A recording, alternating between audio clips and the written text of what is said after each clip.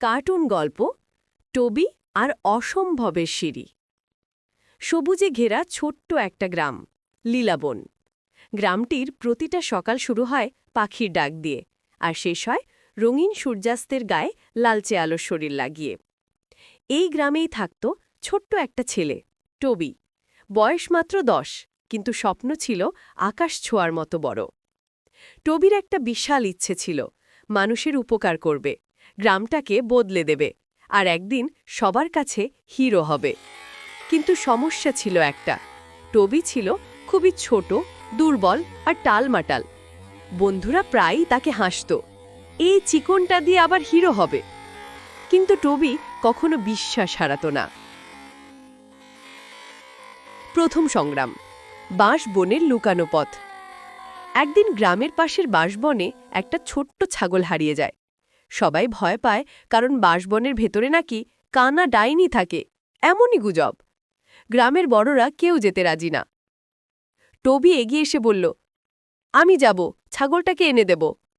সবাই হাসল, তুই? ওখানে ডাইনি আছে রে। কিন্তু টবি থামল না।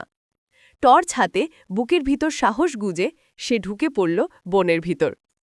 অনেক কাটা, অনেক ঝোপ, অনেক অচেনা শব্দ। এক জায়গায় গিয়ে টবি হাঁটুতে পড়ে গেল। আলো নিভে গেল, কিন্তু সে উঠে দাঁড়াল। নিজেকে বলল, ভয় পেলে কখনো হিরো হওয়া যায় না। শেষমেশ সে ছাগলটাকে খুঁজে পেল, আর গ্রামের লোকজনকে অবাক করে নিরাপদে ফিরিয়ে আনল। সেদিন সবাই প্রথমবার টবির দিকে সম্মানের চোখে তাকাল। দ্বিতীয় সংগ্রাম, ভাঙা সেতু আর নদীর তাণ্ডব। গ্রামের ওপর দিয়ে একটা নদী বয়ে যেত। নদীর ওপরের কাঠির সেতুটি ছিল খুব পুরনো। বর্ষার দিনে সেতু ভেঙে পড়ে গেল। ফলে গ্রামের দুই পাশে থাকা মানুষজন আটকা পড়ে গেল। কেউ কাজ করতে যেতে পারছে না, কেউ বাজার থেকে খাবার আনতে পারছে না। গ্রামের বড়রা বসে বসে সমাধান খুঁজছিল, কিন্তু কেউ এগোচ্ছিল না। টবি তখন বলল, আমরা সবাই মিলে সেতু বানাতে পারি।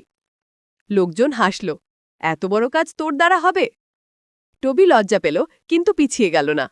সে কয়েকজন বন্ধুকে ডাকল, বাঁশ কাটল, দড়ি জোগাড় করল, আর নৌকা চালিয়ে এক পাশ থেকে আরেক পাশে যাতায়াতের ছোট্ট ব্যবস্থা তৈরি করল।